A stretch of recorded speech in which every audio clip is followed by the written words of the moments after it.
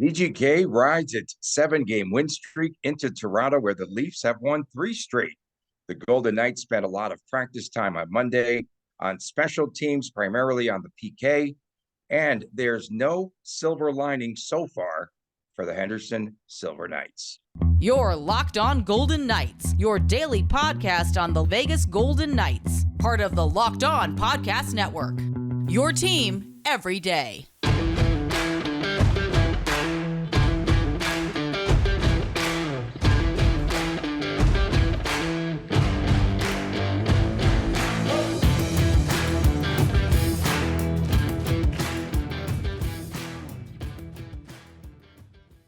Hi again, everyone. Tony Cardasco along with Chris Golick. You can find us on Twitter. I am at Tony Dasco. He is at TD Chris G. We are at Locked On VGK and Locked On VGK on YouTube. Please make sure that you subscribe today. So game 4, Chris, of this road swing today, 4 o'clock. Love these 4 o'clock starts, Las Vegas time. And Chris and I pretty much last week when we made our predictions about this upcoming trip, we said 6 points, right, would be pretty good for this 5-game road trip. I was with 5. I was on 5. Okay. So, yeah. So they're ahead of schedule, I would have to imagine. So these pretty much are gravy games, the next 2 coming up for VGK. They've already ensured that they have a winning road swing. They have the game tonight at Toronto. And then, of course, they play at Buffalo. Back earlier in October, VGK defeats Toronto by a final of 3-1 at T-Mobile Arena. Chandler Stevenson had that game-winning goal, as we recall. And LT had a pretty light night, a light load in net, just 23 saves and 13 shots in the last 2 periods for Toronto, which perhaps the trend will change tonight. This could be a much different team. At that point, I just remember after the game, Chris, where we heard Sheldon Keefe say he claimed that VGK was much better in every facet of the game. And Keefe comes off the hot seat, which was getting hotter. Now as Toronto has won 3 straight games. And now they come off of the win against Boston, the hottest team, perhaps one of the top 2, along with VGK in the NHL. They win in Charlotte against the Canes. It should be a good one tonight. At any point during this road swing, are we going to see fatigue and leg weariness set in? Because right now, VGK, I'm surprised that they haven't gotten tired on this road trip. It's game, 14 of the regular season right now. The games are nice and spaced out. They've been traveling now for a week, maybe plus or minus a day, depending on when they left Vegas. I'm assuming they left last Sunday. So I don't think fatigue is going to be an issue. I don't think jet lag is going to be an issue. I don't think the time zone is going to be an issue. I think as far as that side, they're ready to roll on this one. Something I guess I'll cite is this is the second time this season we're playing a team for the second time. The first time was the Winnipeg Jets. First time we handled the Jets really well. Second time the game wound up going the distance. I think you can give a lot of that credit to Hellebuck. And obviously Toronto is in a different situation with their goaltenders right now. So Toronto's doing Toronto things right now. It's a very unstable season. They had a 4-game losing streak that VGK actually started. And then, as you cited, now they're on a 3-game winning streak. You look at their stats. I mean, I think they have 3 players right now that are on a point per game clip. Here it comes. So Tavares, Mitch Marner, Austin Matthews, William Nylander, they're all sitting at 13 points or greater right now.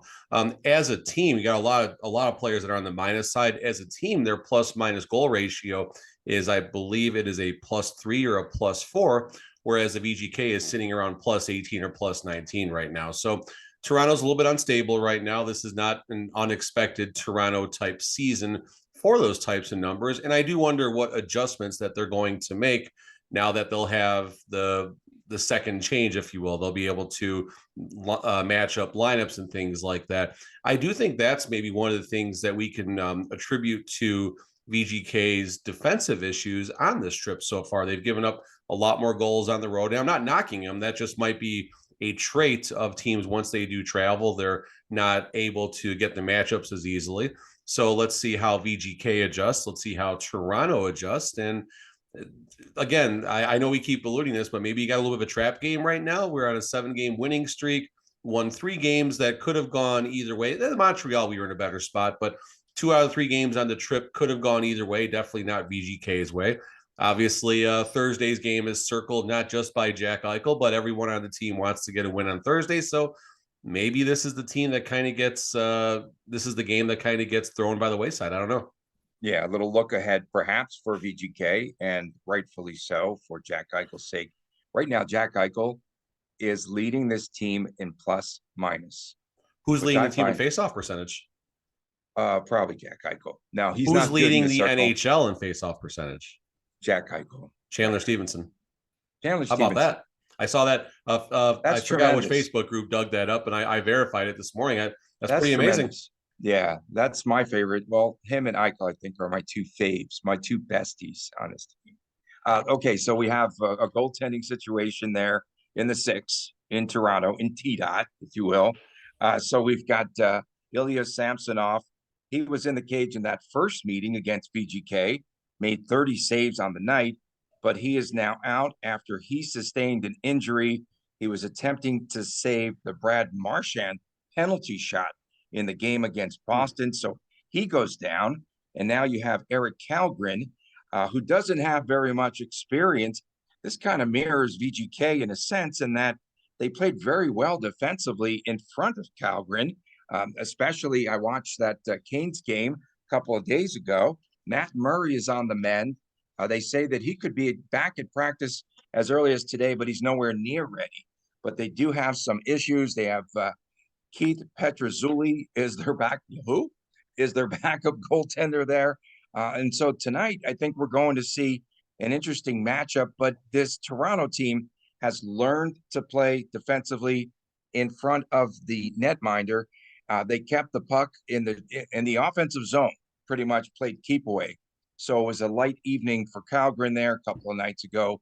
And Logan Thompson, I have to feel, will be facing much more than 23 shots in this game. And to your point, Toronto now has made those necessary changes with their lines, and particularly the bottom 6. So they did make some adjustments, to your point. And tonight, I think it's going to be an interesting matchup of the minds, so to speak, because the coaches, I think, are both making a lot of changes and alterations. And now you have some game film, right, from that first meeting. Yeah, no doubt. And I mean, there's so much talent in Toronto, starting with Austin Matthews, obviously, who, has a shot at some point to go down as the best, or at least in the top 3 as far as American-born NHL players go. Mike Modano and Patrick Kane, obviously, I think being the top 2 at this moment, and Austin will definitely get there. I mean, maybe this is where we get David Ayres in. You remember the David Ayres story, Tony? Yes. David Ayres was the emergency. Yep, he was the emergency goalie. So I believe this game was in Toronto. I don't know if he was like Ian, that's an electronic news gathering. There you go. Emergency goalie. Yeah, the Hurricanes lose one of their goalies. They lose a goalie during the game. Here comes David Ayres wearing Toronto Maple Leafs pads in Toronto to play for the Carolina Hurricanes. And he helps the Hurricanes get the victory. So that was certainly an interesting day. And with all the goaltending drama, who knows? And maybe we'll hit on this in the third segment, but I'm curious if there's any scouts at the Dollar Loan Center this evening. Obviously watching Laurent Brossois' game, and maybe we'll see some Toronto mascots to Toronto. That was pretty funny. Some scouts. Toronto scouts in the house checking that game out. He's got his jersey ready. I posted. Yeah, here's I got the workaround. Michael Hutchinson. He still got the Toronto Marlies helmet. There you go. Let's get the Hutchinator back really up to Toronto and get Patera his starts at the AHL level and get Isaiah Seville back up. Or Papirny. Let's get Papirny back up. It'd be great to have him up here in Henderson. We like that guy a lot. And absolutely. A week ago, Sheldon Keefe was on the real hot seat. Barry Trotz was saying he wanted to coach, an original. Yeah, well, what's going on with Trotz all of a sudden? Right. So I mean, the pressure that he was under, and again, they come up with 4 straight road L's, and it was pretty tough. Another milestone tonight for Toronto. Tavares is a goal shy of 400. So they're going to be, he's on that watch tonight. And that top line for Toronto is very dangerous with Matthews and Marner, Tavares. Nylander's also very good. And then that bottom six, again, that they juggled some lines and they fixed some things from earlier this season. And now they're playing well. And they did hold the puck in the offensive end for a long time against the Hurricanes. And that to me is a concern when teams are able to manage the puck the way that Toronto has of late. So this is a big thing, Tony, about faceoffs, and Chandler Stevenson is on that top line, obviously with Eichel, and it just because you're the line one center does not mean you're going to be the first person to line up for a faceoff. A lot of times, the teams will actually line up a winger basically to, for lack of a better term, cheat on the faceoff. And when I say cheat on the faceoff, I simply mean it's kind of like tennis, maybe, when the person, and again, my terms are terrible when it comes to tennis. I'm not ever going to be a tennis expert, but sometimes that first serve, right before it's the fault, I think is the terminology to use. They'll be more aggressive, try and put it right in the corner, right by the line. They'll hit the line, it'll be a fault, and then they'll serve another one a little more conservatively.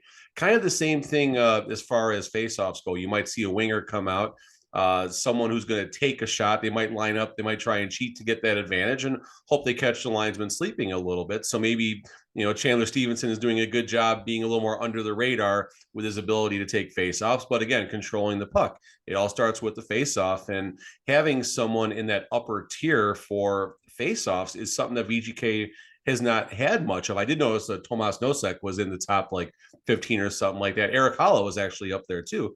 But this is something that definitely going back to the Gallant era, they almost never worked on faceoffs. Gallant did not value faceoffs as high as other aspects of the game. Not knocking them, just coaches have different ways for doing different things. But when you win the faceoff in the offensive zone, you got Jack Eichel out there, good things are going to happen. And puck control, certainly in a game like this, is key. And you mentioned to the bottom six in Toronto kind of getting it together right now.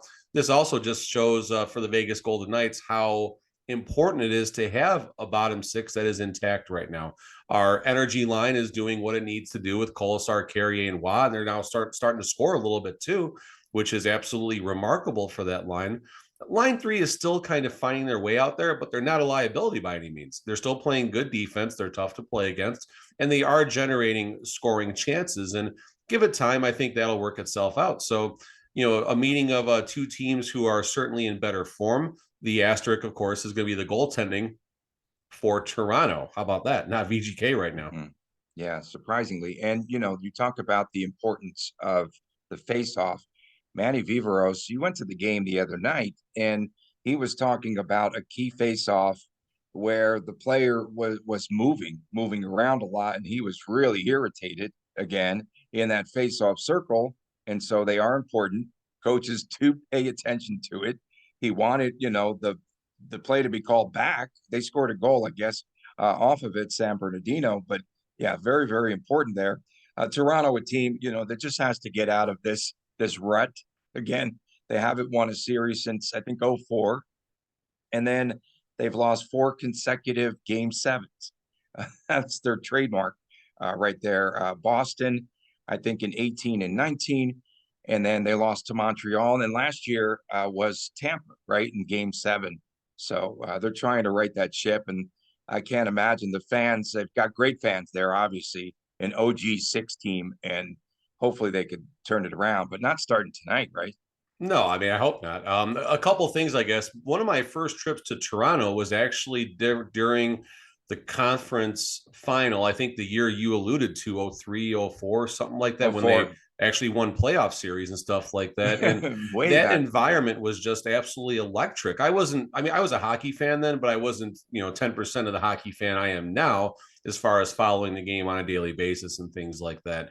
And I was absolutely blown away. I didn't go to the game. We just happened to be in Toronto while it was going on, but the environment was amazing, folks. It was absolutely electric. It was everything that we have around T-Mobile as far as bars, restaurants, and just fanatics running around doing just fun things leading up to an original 6 franchise trying to make a run to the Stanley Cup. So certainly a a ton of fun there. I had one more thing I wanted to go with this, and I can't remember what it was going to be. I don't know. Okay. That's all We'll I get got. back to it when we return. Coming up next, we're going to talk about VGK spending most of yesterday working on special teams and blocking shots, to paying attention to all those details with the Golden Knights. Stay tuned. Back with more of this on Locked On Golden Knights. If you've thought about securing your home with home security, but have been putting it off, you'll want to listen up. Right now, Locked On VGK listeners can order the #1 rated Simply Safe home security system for 50% off. This is their biggest offer of the year, and you won't want to miss it. What I like most about Simply Safe's advanced technology, whether it is controlling your system from your phone with the app, watching the crystal clear HD live stream of your security cameras, the wide variety of high-tech sensors, all of that, and Simply Safe was named the best home security system of 2022 by U.S. News and World Report for a third consecutive year. In an emergency, 24/7 professional monitoring agents use Fast Protect. Fast Protect technology is exclusively from Simply Safe to capture critical evidence and verify that a threat is real so you can get priority police response. 24/7 professional monitoring service costs less than $1 a day. And of course, it is half the price of ADT's traditional professionally installed system. Don't miss your chance today to save big on the only security system that we recommend. Both myself and Chris get 50% off of your new Simply Safe system at Simply Safe. That's SIMPLI safe.com/NHL. Again, it is, well, I always give out the wrong URL. I'm just a mess on this one. simplysafe.com/LockedOnNHL. There is no safe like Simply Safe. Had that sitting from yesterday.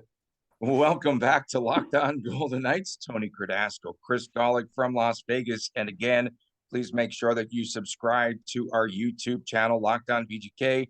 And thanks for making us your first listen each and every day. Our podcast free and available wherever you get your podcast. Man, I just can't get that URL straight, man. I don't know, but at least I'm not in the fog. That was the strangest thing yesterday. So VGK, right, on Monday, Chris, they spent most of the day doing shot blocking drills. So I like, again, their attention to all these details. And that's what's making this team better, right? Each and every day, they're working on a different facet of the game. John Stevens, we've talked about him for a while, and we haven't mentioned his name in a minute here, but he's improving. Bruce Cassidy feels that the special teams are improving each and every day. And he wanted to work mostly yesterday on the penalty kill. And, Cassidy said that Stevens wants this structure on the PK to improve, to be better. So again, all these minor details, which, the fans, you mentioned faceoffs. That's not a minor detail. It's a very big statistic. Blocking shots. Alec Martinez is just terrific. And VGK's been doing a really good job in clogging the lanes. And then also offensively, on the power play unit, they are creating more chances. We've seen the last couple of days improvement there. And then also they are getting more comfortable, these players, with their spots, right? They moved William Karlsson out of the bumper spot, and now you have Mark Stone there, and I think it's been much more effective there. But again, all this attention to details and special teams, I think it's a pretty good thing that they're working on these things that they felt were, I think, a liability in the past. So we talked about, I think it might have been the show last week this time, about special teams and where VGK was. And I was surprised to see where they were ranked. And obviously we looked it up, and they were right around the bottom third in both categories, in PK and a power play. And now our PK is still below league average. We're 17 and 20. We're 21st overall in the league. But again, you're only a few points away from being above the league average. So you certainly hope that category improves, especially the closer we get to the playoffs. Long way away, but a little bit of improvement week over week will go a long way to get the team ready for what now is hopefully going to be a long playoff run. That I think the expectation, the new expectation, if you will, of season 6. The power play is now 14th overall, where I know that was in the bottom third. It was somewhere between 21 and 23, I believe, last week when we talked about it. So things are moving the right direction for both special teams. And the fact that they're putting emphasis on the PK side of things certainly shows that it's on Cassidy's radar, that they're hoping, things improve. And I do remember just all the time I've watched Toronto live, you cannot put them on the power play. I mean, you can't put anyone on the power play, but Toronto, especially if they load up a solid unit with Marner, Tavares, Austin Matthews, Nylander, etc., that is a tough unit to defend against. And this just goes back to all the leadership and stuff of Cassidy. How many we heard comments in the offseason, we got to work on the power play under the DeBoer era and stuff like that. It's got to get better.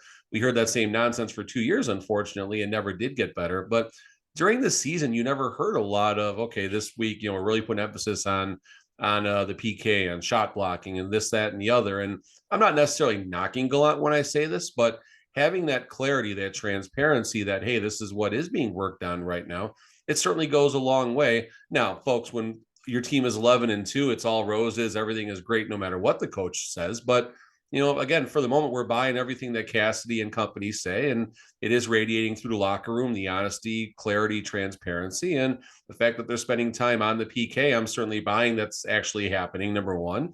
I'm buying that it's going to improve, and hopefully it does for the last 2 games of the roadie, and then we come back Saturday, which could be an amazing environment, especially if the VGK is riding at that point a 9-game. Yeah, I had to do the math there. A 9-game road trip. A little foggy there, Tony. Yeah. At least the fog didn't roll in right here this morning. But yeah, again, like we never would have known about all these little intricacies, right? That they would practice, and right there out of the chute, Cassie's like, yeah, worked on blocking shots. John Stevens on the PK. He was my unsung hero, by the way. Remember when we did the San Jose Sharks game? When we did the conversation crossover with the Sharks folks. Yeah, that was my guy. I tried to forget that, but sure, whatever you say, Tony. That was my guy. Cassidy also yesterday talked about Jack Eichel, and I thought it was pretty interesting in what he said. He said, I always knew that he had the firepower, to be a really good offensive player, but he said he's better defensively than expected. And the one thing that he said, was that his first and second steps are what get the puck moving and get it, out of the zone. And defensively, he said he's just much better than he thought. And you don't think of that, in hockey terms, right? Of the first and second step, like you might in basketball per se.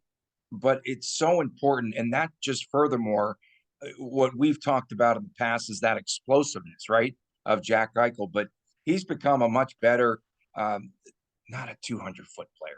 No, he's been. I hate that term, and you know why. But in any event, talk about Jack Eichel defensively. So a couple things. He's been on the PK a lot, and not just out on the PK because a Howden or a Wah or someone along those lines are in the box, but they're putting him on the PK, at times PK1 even, depending on what the circumstances. A couple times I felt it has been a bit of a liability. There's been times his players on the defensive side have beat him into that bumper position, so to speak. And, you can probably put a couple goals that I don't want to blame Michael directly, but, positioning is important on the PK, but he's learning. And I think Cassidy is trying to farther develop that part of the game to make him a better 200-foot player. They're trying to make him a stronger, more well-rounded player, which will help the overall game and have an additional weapon in the tool belt for the VGK. And if you're in a spot where, there's 5 minutes left in the game, you're down a goal, you don't want Jack Eichel on the bench. I don't care what the scenario is. Down the road this season, that could obviously pay dividends.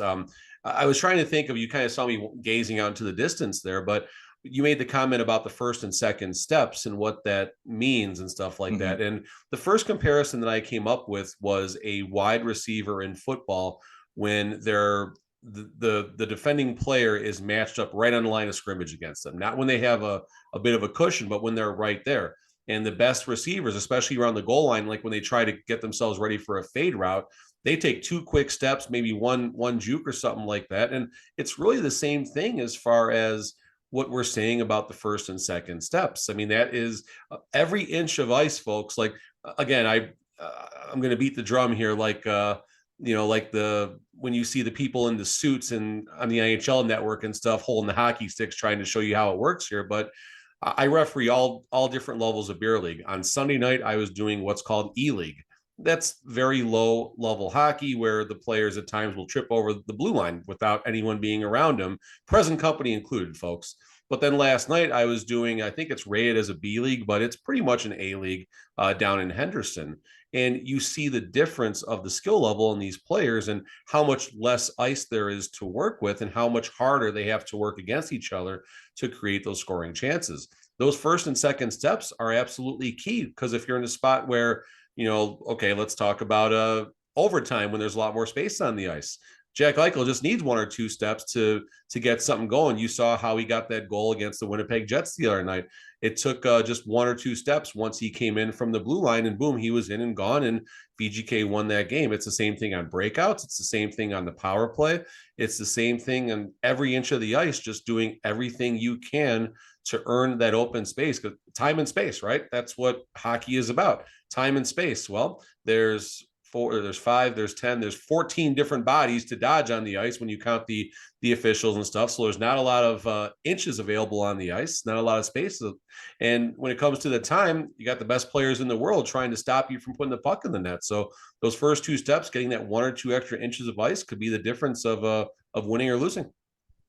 I have to stand corrected. Plus minus Shea Theodore still leads plus 11, but Eichel is plus 10. So I don't want to give out any more false information than we already do. And, you talk about space, right? The game between the Maple Leafs and the Canes, there wasn't a lot of room to maneuver.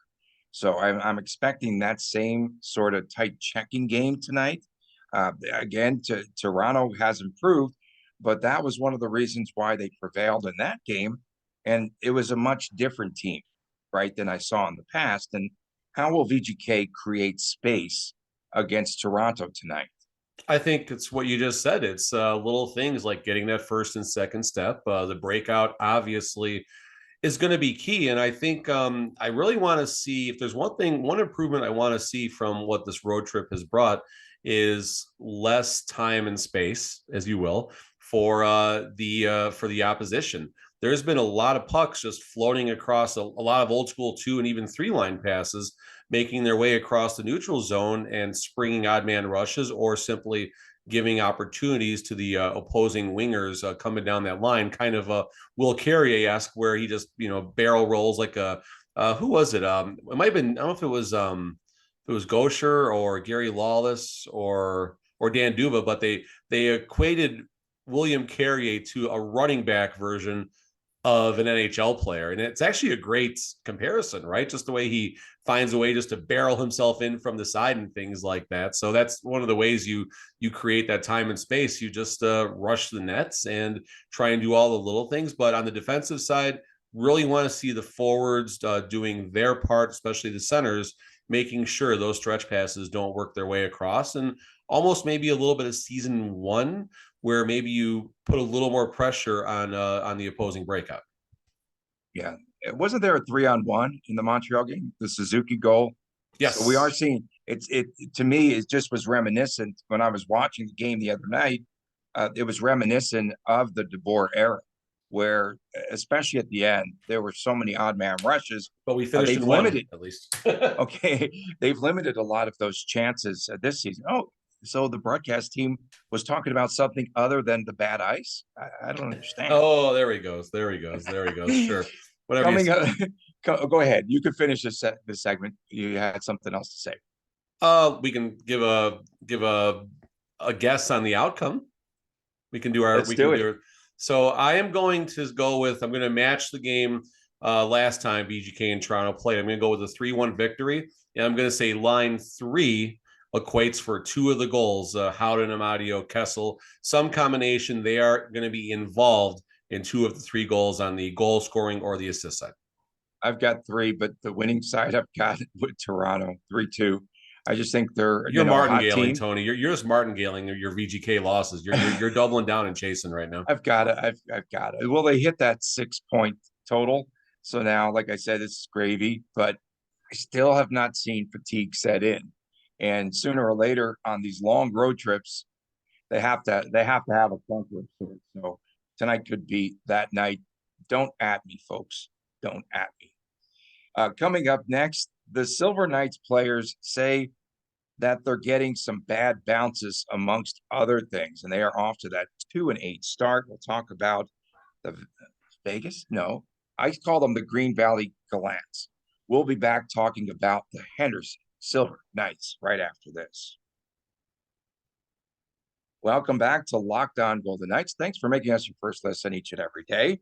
For your second listen, it is Game to Game, where you could see my man, Chris Golick, each and every moment, each and every top performance, every single result for VGK.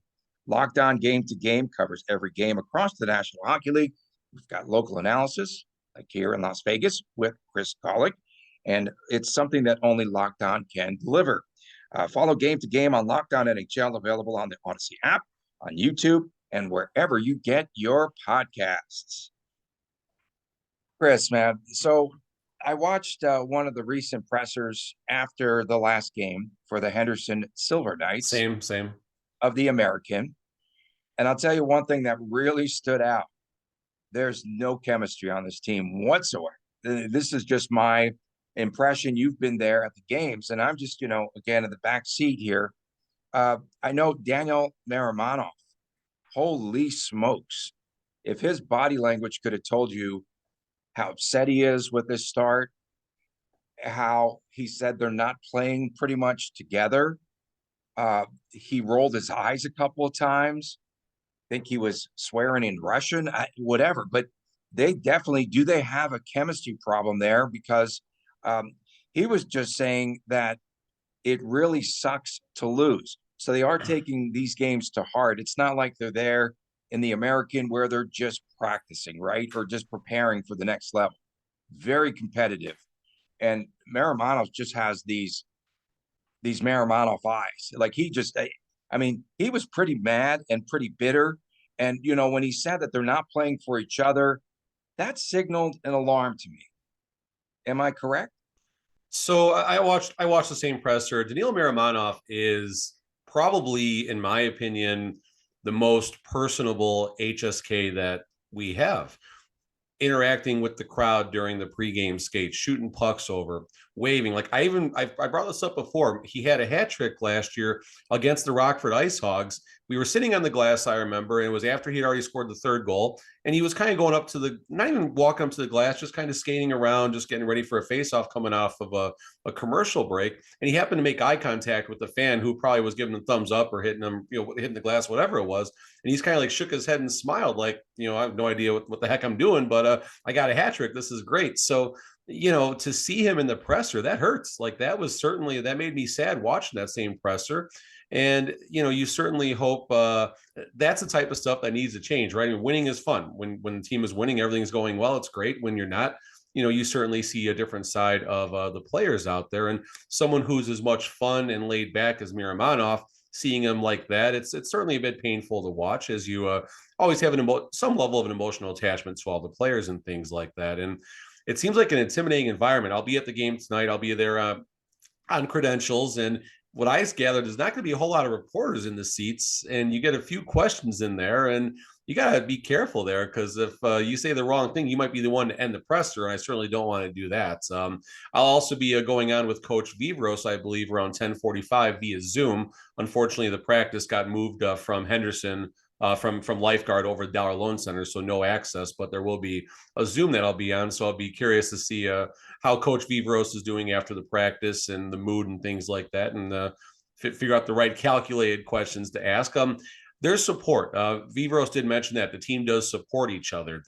They are there for each other to, you saw it firsthand that it was fight night on Saturday. 103, 102 penalty minutes, game misconducts, fist flying. It was your type of game, Tony. That's my type of game. Yes. But unfortunately, and he cited the mental lapses. He cited puck luck. He did go as far Ah, to make a comment about the the bounces refs of and the things? puck. No, no.